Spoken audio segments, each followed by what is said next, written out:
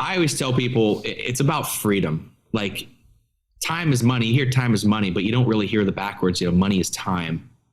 And we want freedom. We're not like, I want the freedom to help donate to my church. I want the freedom to donate to my charity. I want the freedom to be able to get a massage and not think twice about it every week. I want the freedom to get a personal trainer. I want the freedom to get a $100 steak. If that offends you, I don't care. That's your problem. That sounds mean. I don't care. Welcome to Stay Paid Insurance and Financial Marketing. Unlock the secrets of success in insurance and financial services, where each episode delivers valuable tips and strategies to elevate your marketing game and help you succeed in both life and business. Brought to you by Reminder Media. Welcome to Stay Paid Insurance and Financial Marketing. My name is Joshua Stike, along with Luke Acree, and our guest today is Grant Dougherty. Grant is the Chief Strategy Officer at Senior Life Services, one of the fastest growing independent final expense life insurance agencies nationwide, with just around 400 agents and growing. As a national sales trainer and leadership trainer, Grant's 13 years of inside sales and field sales experience has led him to a passion for impacting the lives of others. Grant, welcome to Stay Paid. Thanks for being here. Oh, thanks for having me, guys. It's an honor. Yeah, Grant, excited, man, to talk to you. We were just chatting before we came on the podcast. This is going to be a great one because we're going to talk today about, I know you guys are huge in final expense, but talk about your sales strategies, your generation of leads.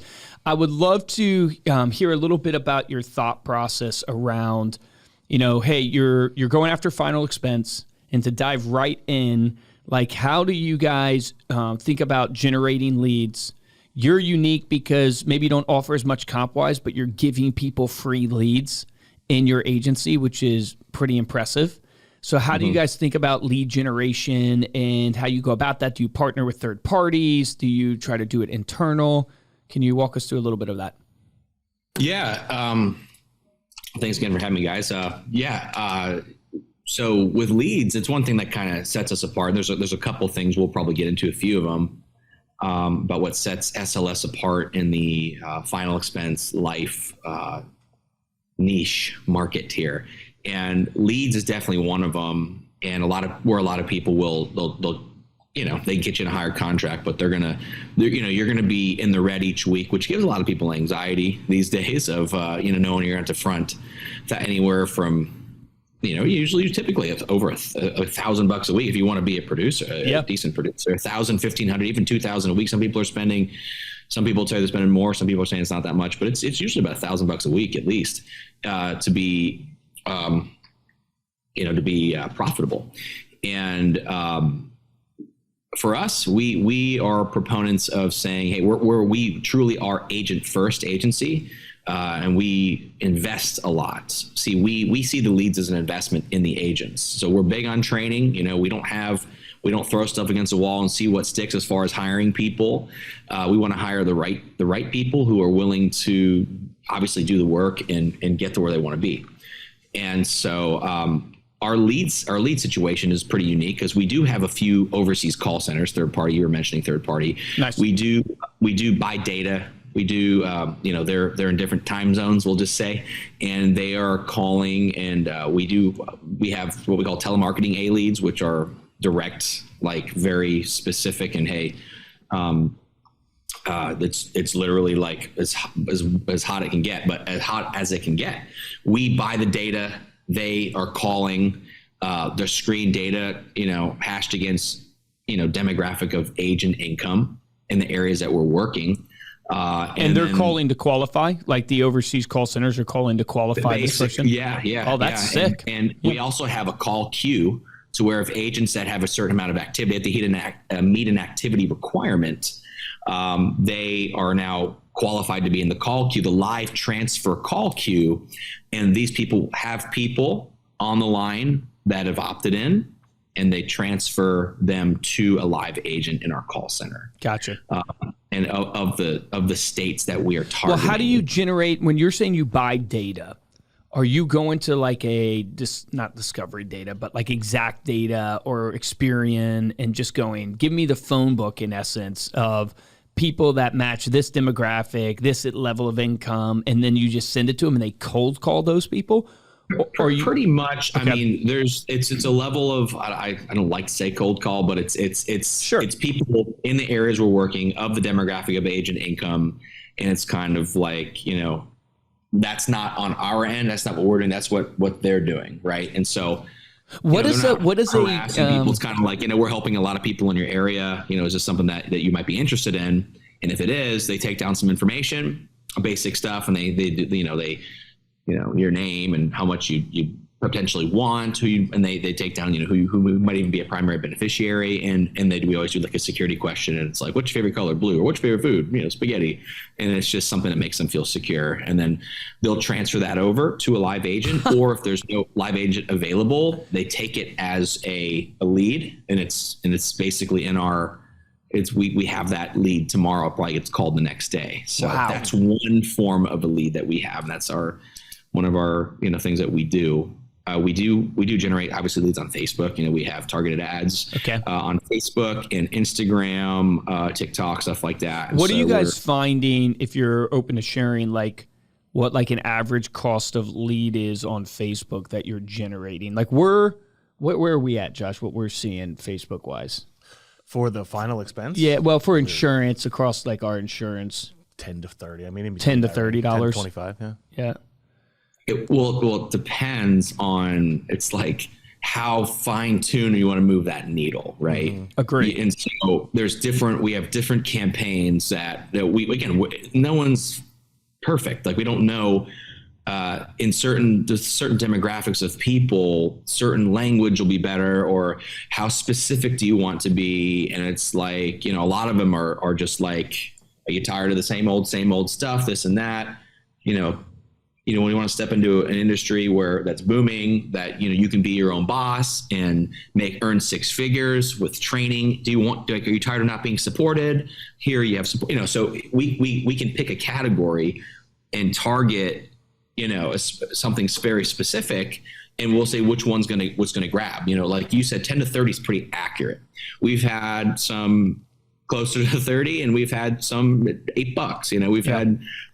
So we're constantly trying to find that sweet spot there, and making that worth our while. And obviously depends on the quality of the ad itself, and getting the attention. Can't put Eeyore from Winnie the Pooh is not going to grab much, but if you kind of like, there's little funny things that you can do, and that I learned. I studied like these YouTubers and stuff, like like YouTube. You have to make like the thumbnail like, something ridiculous. It's like you're making a stupid face. Yep. It's like to grab people's attention. Blowing thing that's going to grab. Or like I've seen people say, like if they start the video, like before, hey, don't swipe in. You got to listen to this. They say it so fast so that okay, I'm not going to swipe. Like what are you going to tell me? So it's like there's so many of these different tactics, marketing tactics that like we try to study as well. But yeah, it's somewhere in that range, I would say, just to make you mentioned TikTok. Question. Is that TikTok has been a good source for leads? We got a couple guys we call the TikTok boys, and they're like, exercise. That's not really my forte, man. Okay. I'm not just curious. on the TikTok boys.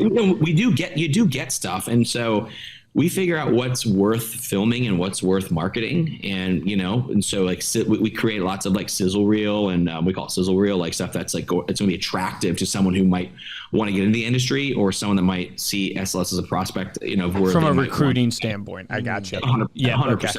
Yep. Okay. That makes sense. You had said something earlier about like the character traits of the people who do well, which ties into what you're saying about you can't be like Eeyore.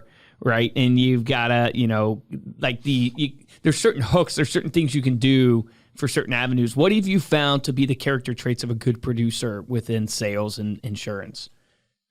Okay. Well, that's a good question. I mean, this is so key, and so many people don't understand this. Everyone thinks they got to like as I mentioned before, like check all these boxes, and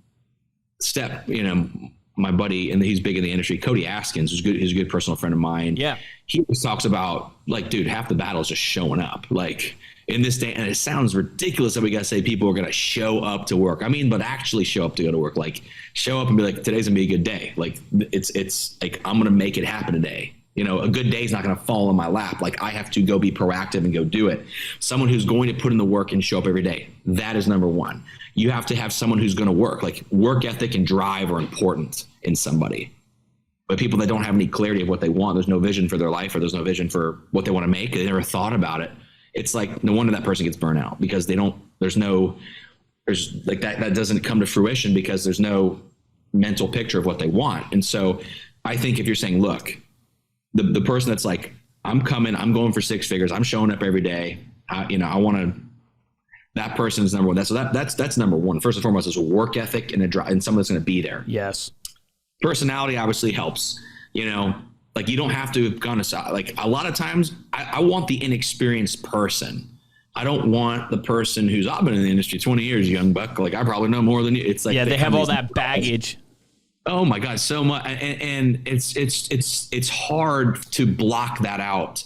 I mentioned, how important humility is. I've said, look, just be coachable. And we used to make a joke, like, we like fat people, flexible, adaptable, trainable people. We like fat people. We hire some fat people. What do you mean? Flexible, adaptable, trainable. And we want people that are going to be coachable, because you got to be malleable in this industry. You have to understand that maybe you were in car sales, and that's great. And, but this is a little bit different, and our clientele is a little bit different. So you have to be coachable to a better way of doing things, just in general too. Like, hey, there could be a better way. Just have that critical thinking, open mind, and just be coachable, because we're big on training, and training isn't something that you did, it's something that you do every day. And so we're really big on training. We have a Zoom call. We have a Zoom call, a breakfast call at 8 a.m. every day. And we have a 2 p.m. midday training as well for anyone that wants additional training. And so that's every day, man. And so it's, there's a lot of Zoomage going on at SLS, because the game has changed, right? Since COVID, the game has really changed. And, we started the telesales part of, this was something when I got out of school at University of Florida, go Gators, in the Tim Tebow era. Love Tim Tebow.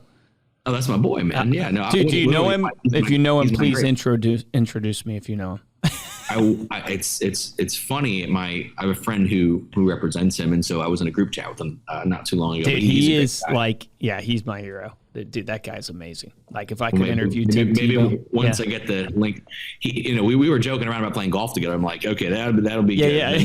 Then I'll caddy for you. I can't caddy worth anything. I can't play golf, but I'll caddy for you.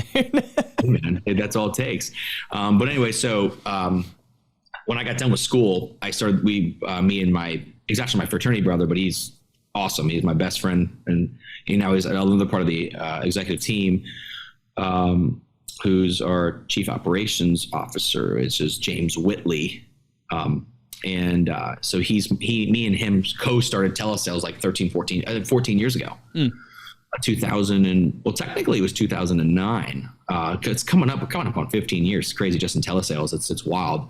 And back then we were the redheaded stepchildren of SLS, and they didn't want to talk about us or do anything. We were doing 3% of the business, and now from where we started, we do about 45% of the business. And now we're basically all one big happy family. Now we're all basically telesales. There's a handful of people that go door to door now, but we're basically a telesales company now, because that's just where it's gone from COVID.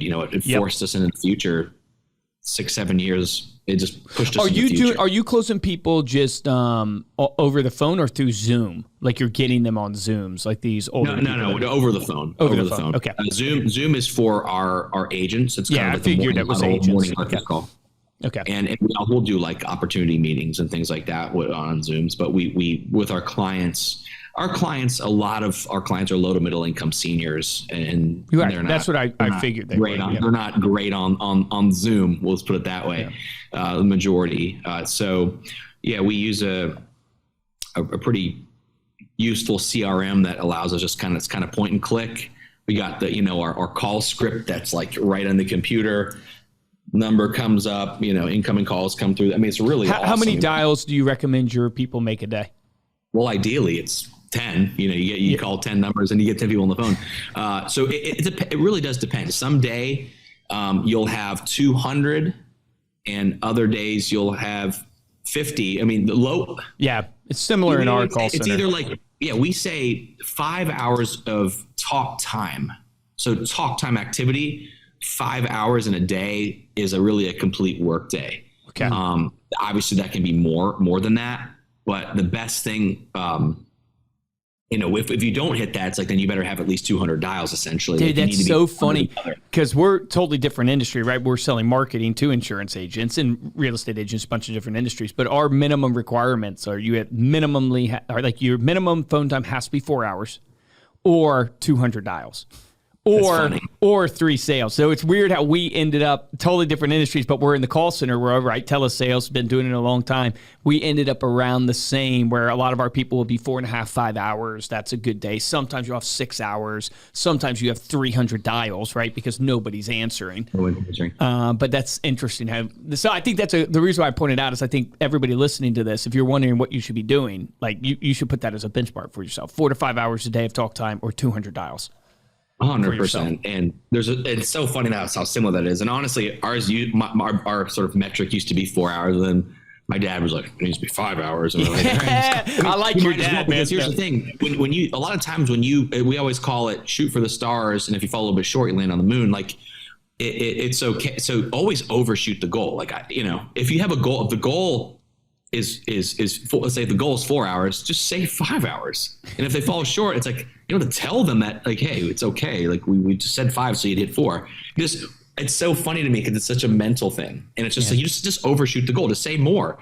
It's like, you got a wife or a girlfriend, and I'm picking on the ladies here that are always going to be 5 minutes late sometimes, I tease my girlfriend here, and so I'm like, I'm just gonna start telling you 15 minutes earlier, so that you are so it's you're ready actually. Dude, this man just solved all relationships right there. Yeah, so if your reservation's at 6:45, you just say it's at 6:30, my man, and it's all good, right? And then you don't get mad because there's no imminent problem, and they don't fuss back. And so it's the same thing with talk time stuff, man. You just say the metric's higher than what it is, and the brain is going to see that. And the slacker in people, they won't do it. They're distracted. Yeah. Distractions are. It's interesting. It's like one big thing that I feel like you have to understand about human nature, right? And this sounds harsh, but it's just the reality is humans inherently are lazy. Humans inherently are going to seek the path of least resistance, are going to, I hate to say it, it's just the truth. I see it in myself. Your nature is not that good. So you have to force yourself. And so most people, where they fail is they set up structures and they set up things based upon, people are just going to do the right thing. It's like, no. If that was the case, then we would have no obese people. But basically all of the nation is obese. Why? Because we all want to be healthy, but we can't say no to the food. We can't do the things that we need to do. So you have to actually manage to the fact that humans won't do what they're supposed to do and set up structures like you're saying, hey, set it at 5 hours, set the reservation 6:45 or 6:30. And that's a hard thing, I think, for people to hear because it doesn't sound nice. It's like, what do you mean humans aren't good? You don't believe in them as a potential? It's like, no, I just am a realist, and I've been around enough human beings, and most importantly, I'm looking at the man in the mirror, and I know myself. And if I don't have accountability structures, if I don't have things in my life that are going to force me to do things, I'll be the first to admit that I'm going to sink down. It's just the path of least resistance. I don't know why. It's just what we do. And that's just nail on the head. I was going to ring my hype horn, my DJ. I was good. That's our hype horn we have here. But don't you think that's so hard for managers, like new managers, to understand, because they come in with such like starry-eyed, like I'm going to be different. I'm not going to micromanage anybody. I'm not going to, and it's just like, no, it's not about micromanaging. It's about putting in structures that hold people accountable to showing up, because what you said is true. Half the battle is showing up, and people can't do it without some accountability and without some structure. Yeah, you can see a lot in buzzwords that set people off, or people like I said, give me the coachable person. Are you glass half full or glass half empty? Well, think of the word constructive criticism, for instance, which is also known as like feedback, valuable feedback. Like Chick-fil-A will be like, take our survey. We'll give you a free chicken sandwich, dude. It's like, done. Now, why do they do that? Because they're in the business of giving away free stuff? Well, not really. They value feedback, and companies will spend tens of millions of dollars on feedback to learn from their valued clients, right? And so that's important. Now, constructive criticism, negative people will hear criticism, and positive people will hear constructive, building up, growing, getting better. And you hear language, man. It's like accountability. Oh, it means like, God, I just want to do all I want to do, not micromanage. If you say stop micromanaging me, see, we call it micro loving, man. Yes. We call it support. Micromanage is a person that says, let me do what I want when I want. And that person, same person that's offended, same person that's not doing the work and expecting the money. It's just like, again, you said, for me, I'm past the point of offending people. I know I have a good heart and I come with a lot of love. If something I say offends you, I apologize, but sorry, not sorry. I'm going to speak the truth because I care about your growth more than I care about your fragile feelings, and people's feelings are very fragile these days. You can't say one offensive word to anybody, and it's just a bunch of BS. And now it's to the point where like, oh, we can be censored. No one cares, but we won't go down that rabbit hole. Yeah. But it's just a matter of everyone is so soft and fragile, and everyone is so distracted, and our fleshly nature is to, what do we want to do? I want to do what I want when I want, and basically if you want to do something, you'll make time for it. No matter what it is, good or bad. And when we're in this instant gratification world where it's very challenging to get people to, it's like, it doesn't make sense. Like, it defies logic. People, it's like, oh, I have an eviction notice on my door, but then like I'm screwing around on Facebook and I'm only doing 2 hours talk time a day, but there's an eviction notice on my door. Like, I literally have stories like that. And it shows like the learned helplessness of society now. Sometimes it's like, and then they want a handout. It's like, well, the average person, old-fashioned, go to work and roll your sleeves up and get it done. Like, nothing's going to be given to you. But the problem is, it's like all this debt relief and all this stuff. People, it's like you got to work now, and no one wants to work. And like you could get people that offends them. Like, go to work. It's like, you don't know what it's like. Yes, I do know what it's like, and you don't know what it's like for me, but I don't have to tell you that. Like, no one cares. Well, it's because my thought process on it is that the unfortunate thing is, it's because they think life should be fair. And life is not fair. And so the reason why they get unmotivated is because they go, oh, it's not fair at work. It's not fair the opportunity I'm given. It's not fair the leads that I'm given. And the best thing you can do for your life is to it's really practice extreme ownership, as Jocko would say. It's like, it's literally own everything in your life, that it's all your fault. It's all your responsibility. It's not about life being fair. And then if you add on to that, the average person is spending 2.5 hours on social media every day. I have no problem. If you want to spend 2.5 hours on social media, fantastic. If you're living the life you want to live and you're hitting your dreams, but don't sit there and spend 2.5 hours on social media if you're not making the money you want to make, if you're not living the life you want to live, and then turn around and blame people that life's not fair. And it's like, well, of course life's not fair. And it does you no good to sit there on social media and whine about it and dream about what you should have. Get out there and get it.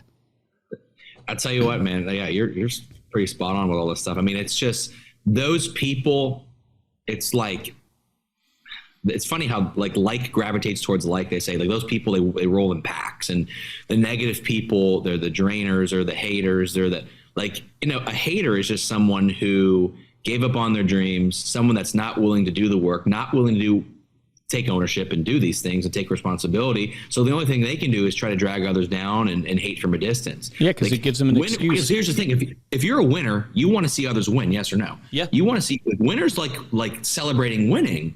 Losers like this, to criticize. Oh yeah, but he's blank, or this is blank, or that's because blank, or this is an excuse. He gets the good leads. It's like, change your mindset, and mindset, it all that's a good test. What you just said right there is a good test for people. Is like, if you're a true winner, to push yourself to that next level is getting yourself around people who are winning more than you. Yeah. And it's a great test for your ego, because I even know for myself in my life, every time I level up in my life, pushing myself out of my comfort zone to get around people that are way better off than me, way more talented than me. They've done more. It's like dangerous. Like the temptation of like, I don't want to be in this crowd because it makes you feel small. Mm-hmm. It's like, no. If you're a true winner, you're like, no, I want to be there. Like, I want to be around people who are winning at a higher level than me, because that uncomfort makes me grow. literally, yeah, can comfort kills, and you're always going to see that's we're in a battle against the flesh, that. So everything, the temptation of the flesh and everything that, we're trying to get to lies in the discomfort. So that's why you learn to say, oh man, it's uncomfortable, but I know I need to, because it's going to get me to work, to the growth area. And so it's like when you play golf, it's like, as me, if I play with people that suck, like I'll start shanking balls. But if I play with, don't play with me, man. I'll bring your game down. You'll bring my game. Don't play with me. But I mean, like you tend to play up. You tend to focus more, challenge more, and it's motivating. I remember, I'll tell you a quick story. I was at a Grant Cardone conference, 10X2 in Vegas, Mandalay Bay. Yeah, we were there. Yeah. We went to that same conference. What a great conference that was. I saw Ed Milet and everything. And anyways, Tim Story, anyways, I'll tell you a little butterfly effect type cool thing.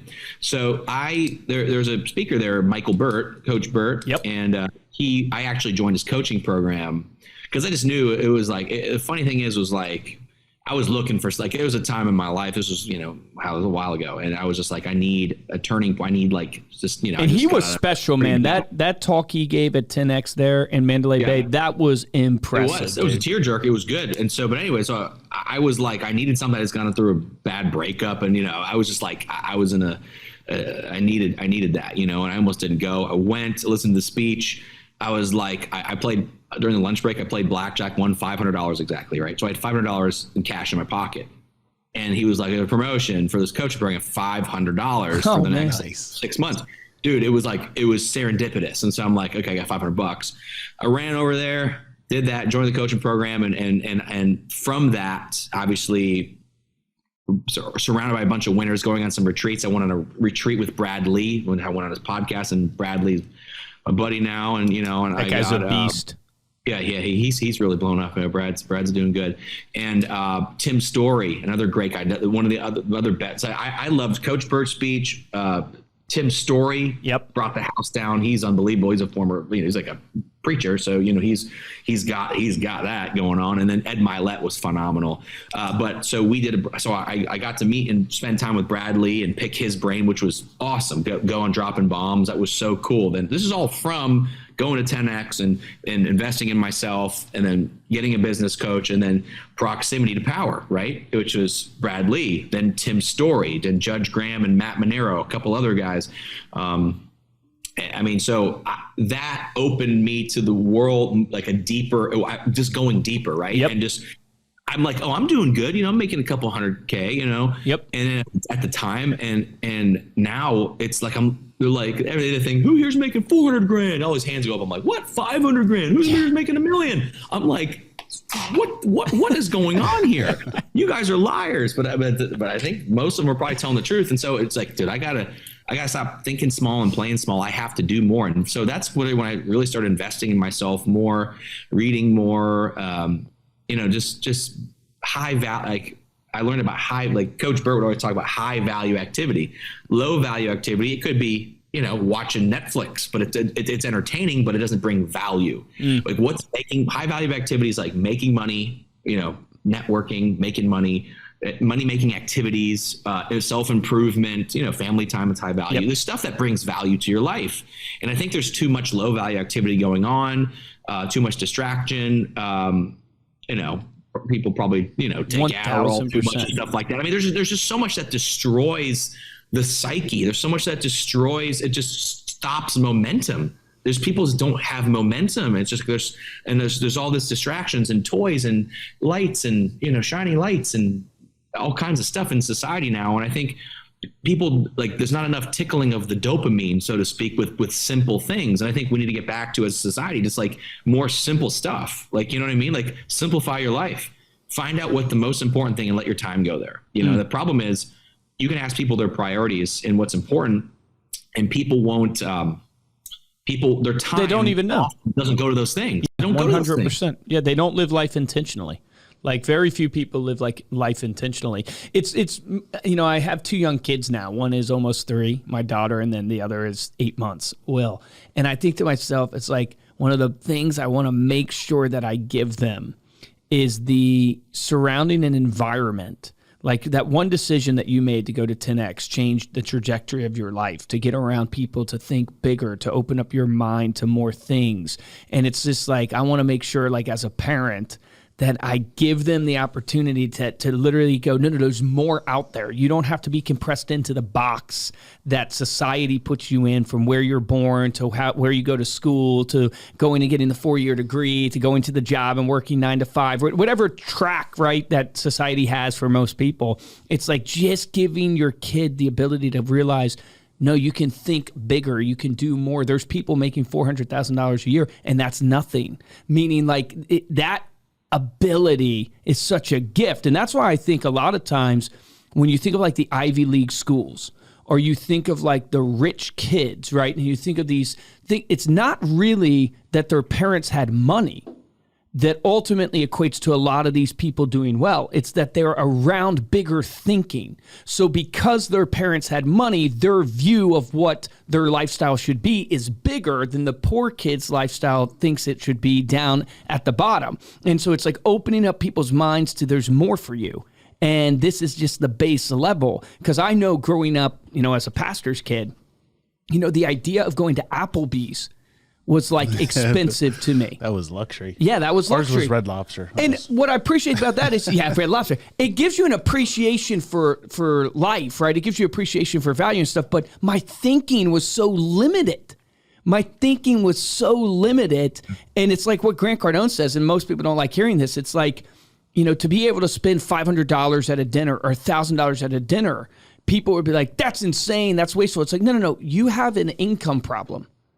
You don't have an expense problem. You have an income problem. And that's not my judgment on you of whether or not it's wise or not to drop $1,000 at a dinner. It's the point of going, stop worrying about the $1,000 and start worrying about what you're creating to afford you the ability. But most people, they constantly are just thinking about the expense of saving money. And it's like they follow the Dave Ramsey methodology. Exactly. And then they box themselves in.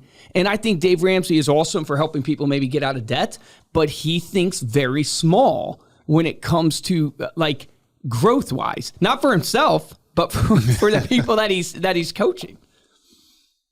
Yeah, 100%. I mean, you said a bunch of stuff there. I was just like, ranting. No, I don't really know why. good stuff. I mean, like Cardone, like, first of all, I always tell people it's about freedom. Like, time is money. You hear time is money, but you don't really hear the backwards. Money is time. And we want freedom. We're not like, I want the freedom to help donate to my church. I want the freedom to donate to my charity. I want the freedom to be able to get a massage and not think twice about it every week. I want the freedom to get a personal trainer. I want the freedom to get a $100 steak. If that offends you, I don't care. That's your problem. That sounds mean. I don't care. I worked my butt off so that I can have this luxury. Now people are starving. Okay, you do know where I donated this year? I donate a lot. I help a lot of people. I love that. That my heart is for that. But people feel so they guilt these people with poverty mindsets that guilt you into they want you to guilt you, like, oh, you feel guilty for having something nice. That person's probably spoiled brat, that could drive a nice car. I can't believe you could eat that $100 steak Wagyu. What is the matter with you? It's like, oh, God created it so no one can enjoy it, or can enjoy nice food or a nice meal. Like, come on. It's like people that limited thinking, like, you have to avoid that like the plague. And people will be offended when you win. People are the haters are coming, but you have to rise above the noise. It's like, before you're successful, you're on the ground level with everybody. But eventually when you start taking off, people are still trying to yell. You have to get so far away from these, hey, down here, we hate you, blah, blah, blah. Like, rise above the noise of these people that are criticizing what you're doing. Like, have a vision for what you want in your life and just go after it. Like, I don't care. I used to care about people like liking me and approval, and it was a problem I used to have. And now it's just like, look, I know I'm a good person. I know I have good core values and beliefs, and I like to see other people win. I want to train and help and motivate people to get there, and that fills my cup up, right? That's major source of internal motivation for me every single day, and it's like that's what does it for me. And freedom is the key. And people are so concerned about, they have a price tag flipping mentality. And actually, Ed Milet talked about this at that conference about cost versus worth. He said, look at everything in terms of its worth, because everything worth it in life, in your business, has a high price tag. The things that are truly worth it, first of all, they take time, but there's a cost. But if you only look at cost, you fail to see the worth because you're blinded by that cost. And the cost isn't only always a physical cost. Now, I'm not just talking about physical cost. I'm talking about big ugly words like responsibility and sacrifice and all the hard work. And these are things that I always make jokes like those are the real curse words, and everyone doesn't like those, like accountability. Oh, don't say that word. It's like Mufasa around me. Don't say accountability. But that it's backwards, because accountability breeds success, which breeds results for you. It makes you money. So why do we learn to not like the things that literally pay us? That's the backwards, messed up part about our society, is that people just want it. They want instant gratification. They want an app, they want this, they want Instacart, deliver the groceries to my house. Like, I don't want to literally move from my couch. And you wonder why you're depressed. You don't get outside. You want everything right now. It's like, that's not the way it's supposed to be. Like, you work hard, and consistency over time yields positive results. Long obedience in the same direction is going to yield results and give you success. And I just think people just need that kind of fundamental teaching. Well said, man. So yes, so well said. It's crazy because everybody knows it to be true, even when you tell it to them. Like, this might sting for some people listening, but they know it to be true, but they don't execute it. So, I mean, Josh and I's passion behind this whole podcast is the idea of taking action. Like, don't just be a hearer, be a doer, right? Take action. And I think, like, in my experience, I don't know about yours, is like, my experience is like, there's only two things that have really, really worked for me to take action. One is change of environment. And the second is an accountability partner. Like that for me has been the two things. I sit there and try to come up with my why. I have huge goals. But it's not until I put it out there for an accountability standpoint to a group of people that, for me personally, like, that's what moves me. Or changing my environment and putting me around people who are so much better than me, and then it makes me insecure. It makes me want to work harder. Like, those are the two things for me that changed it. It's awesome. And I call the accountability partner, we call them accountability buddies. Nice. So always have an accountability buddy, someone that's, gonna push you. It's like the gym buddy. It's like, you're gonna quit, or that, like, why would you pay a trainer? It's like, well, because I am soft. So that I show up. Yeah. I'm going to quit in the middle of the set. What do you mean? Like I said, we're inherently, like, we're fleshly beings, and we give in to temptations, and accountability helps you win. It's like, you know what I mean? It's like, this is a weird example. I don't know why it popped in my head, but it's like someone that has an alcohol problem, and it's like, if there's an ankle bracelet on you, like, you're not gonna drink. And unless you might, I don't know, maybe some people do, but it's like, you can't, because there's consequences. Yep. So put yourself in a position where there is actual consequences. And I always tell people, find as many, go, like, oh, accountability, don't like it, go literally desperately seek it, invite it, go get it. Post on your social media, post your goals on your Facebook. This is my goals. Like, here's my thing. Like, I'm trying to lose, like, if you say, hey, my goal is to lose 20 pounds, in the next, 3 months. And so, keep me accountable. I'm going to give you updates every week. And and it's like, that's accountability. That sounds weird, but it's like, you're going to have to face the music, and you don't want to be a fraud. And so It's like, it makes you step up. I used to write a self-contract every week. I'd sign it. It would be everything from my work goals to my talk time goals. And it would be like, don't eat fried food, and like, don't eat cheese this week. It was just, only drink one day or something, back when I was, partying a lot.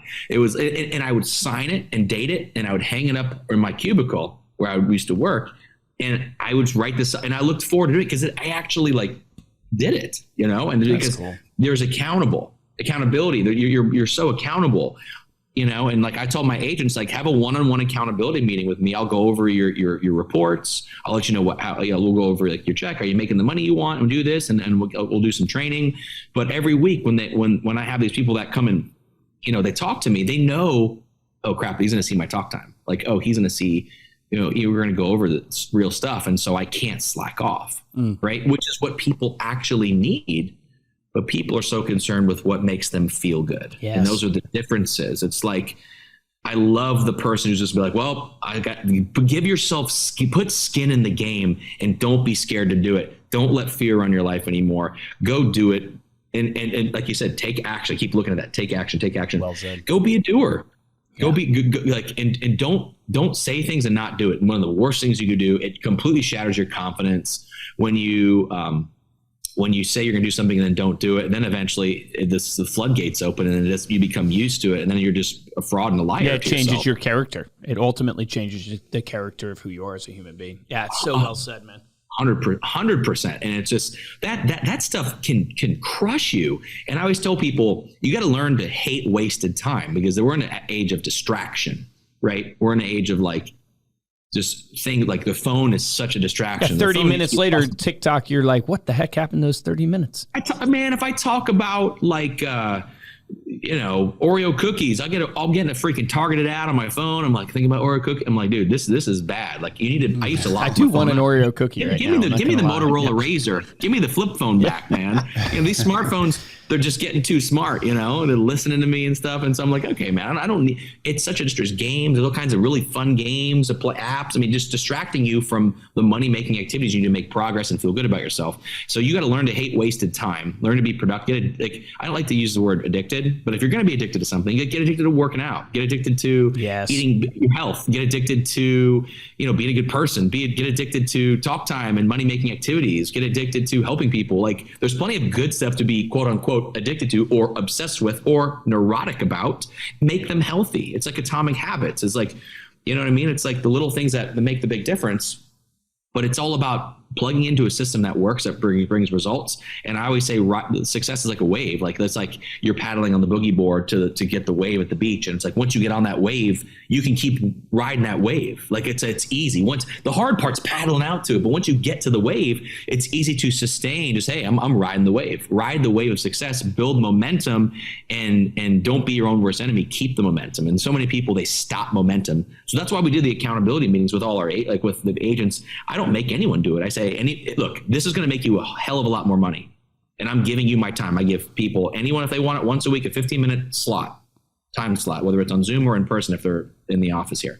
So it's like, I don't want to sound arrogant, but people would pay for that. Yes. Because I'm giving you the stuff to literally make more money. Like, you will make more money if you just listen to this.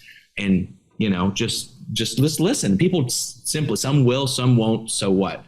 So I like the people that are like, I'm only looking for people that are looking for me. I'm only looking for people that are open-minded and coachable. And those are, I don't care if you're a dishwasher. I don't care if you're homeless. We've taken homeless people and turned them into President's Club producers, right? On our trips and stuff. That's awesome. Oh yeah. And I love that, man. Give me the underdog, give me the hardworking underdog. I will, if you give, you're all like Rudy, like I want a Rudy, you know what I'm saying? And give me someone like that. Give me the underdog, because and so many, just go do it. And we're in a day and age where it's like you talked about, like, so everyone's dealt different hands, but we're in a day and age of if you learn a skill set and perform and show up and outwork people, like, it don't matter where you went to school, man. Agree. It don't matter if you went to college or not, or have a master's or went to law school. It does not matter, because you can truly outshine people. Like we've had people from every walk of life, and some people, they blow my socks off, man. Well, it comes full circle to how you opened up. It's literally half the battle is showing up. It's not hard to be in the 1%. You just can't live like the 99%. 99% of people don't show up. You got to show up. It's funny you said that. I always think about, there's a room. So it's like people like, oh, I want to earn this amount of money. And I was like, hey, let's break that down. You want to earn 100K? It's like, okay, so you want to be in the top 10% of income earners, right? So it's like there's 100 people in a room. And I tell you what it takes. Who wants to earn 100,000? Everyone raises their hand, right? Everyone, of course, wants to. Yeah, it's so funny. Everyone raised their hand, but this is what it takes. This is what it's going to take. Who here was going to do it? 90 people walk out of the room, 10 are left. Will you be one of those 10 people? Jeez. I want to be in the top. I want to be in the top 5% of income earners, Grant. Okay, there's 100 people in a room. We tell you what it takes. 95 people leave the room. 5 are left. Are you one of those 5? You have to take the narrow road, and do it. It's like, what are you going to battle? Man, you're going to battle the alarm clock. You're going to battle quitting. You're going to battle the mean person on the end of the line, the mean clients. You're going to battle getting bored. You're going to battle comparison and, feeling inadequate, depression. Like you're going to have all these battles, but Like you have to develop like that bulletproof mindset, complete ownership. Don't be a victim.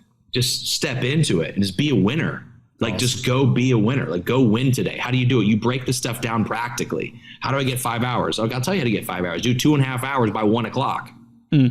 Or by 1:30, by lunchtime. Don't eat until you get a sale. Like hold yourself accountable in those areas. Like I'm either going to make a sale or I'm going to have 3 hours of talk time before I eat lunch. I always do that. And I like food, my man. I like food, but I would challenge myself in these ways that it just get me uncomfortable. It's like, get yourself a little uncomfortable. Comfort is how you grow. And comfort is once you just like, you win the day, just keep stacking those wins. Like make your bed, that's a win. You know what I mean? Awesome. Write down your goals, that's a win. Like show up and hit your talk time, that's a win. Get to the gym, that's a win. Like eat good, that's a win. Take your vitamins, that's a win. So just stack your wins in your day and find out categorically. I always talk about like living your best life. And there's, and I know it sounds cliche, but just think of like a Venn diagram. In the middle, it says like my best life. And there's a bunch of different categories. There's like family and relationships. How do you want your family and your relationships to be? There's your career goals. What specifically are those career goals? Health. What type of health? There's mental health, physical health, spiritual health. There's nutritional health. All that stuff. Like, and then go deep down each one of those categories. Give it a value. I call it taking stock of your life. It's like a grocery store. Oh, we're out of paper towels. You got stock aisle 7. Why? Because we're low here. You got to take stock and have self-awareness and take stock, take physical time and do these things, because that's how you're going to take steps towards, the best life you want to live. That's how you're going to get freedom. That's how you're going to get time back. That's how you're going to be able to, hey, I want to go to the freaking overwater bungalows on the Maldives that I see in my stupid targeted ads. I'm like, I need to go there now. I'm telling you, they heard me talking about the overwater bungalows. And so now it's like, how can I afford to go there? Because I'm going to set this system in place. I'm always a student. Yeah, I'm a teacher. I'm never not a student. I never plant the flag on Mount Everest. Like I'm always going to be learning and growing. And people, here's the thing, negative people and people that don't grow and they stay where they are, they're like, oh, I'm not one of those self-help people. Yeah, I'm not like they're so negative, bro. It's like, stay away from me.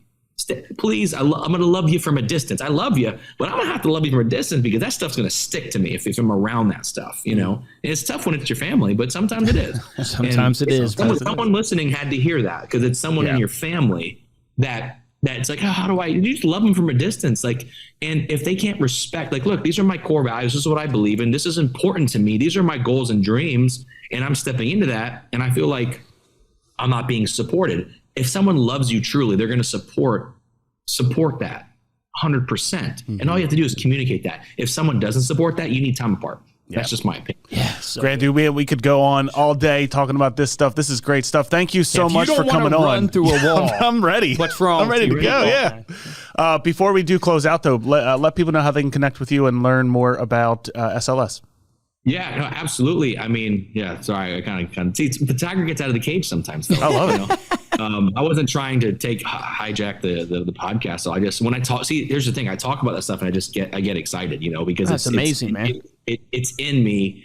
And, I get to give a little Monday motivational talk to the whole company every Monday, and it's just highlight of my weekend.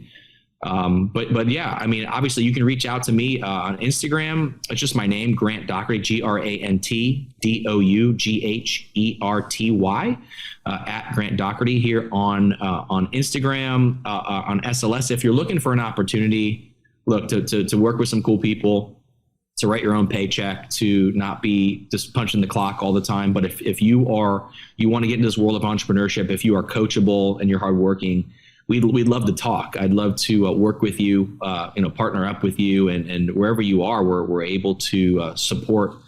I just think we can't hire in New York because we're not able to sell with our carriers in New York. But pretty much anywhere else, we can hire anybody. So if you're looking for an opportunity, obviously DM me, or you can go to our website, the SLS Way, slsway.com, theslsway.com. Nice. And you can apply on there as well. Just check us out here. But yeah, I mean that's how you can reach out to us. We'd love to.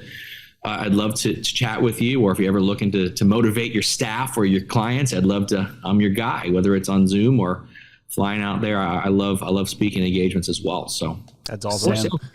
Thanks again for coming on today. And thank you all so much for listening. If you like this episode and want to show your support, head on over to Apple Podcasts, drop us a 5-star review along with a comment. We'll read it here on the show. Best way to support the show is to share this episode with someone that you know. We're going to include those links that Grant mentioned along with the show notes of this episode over at staypaidpodcast.com.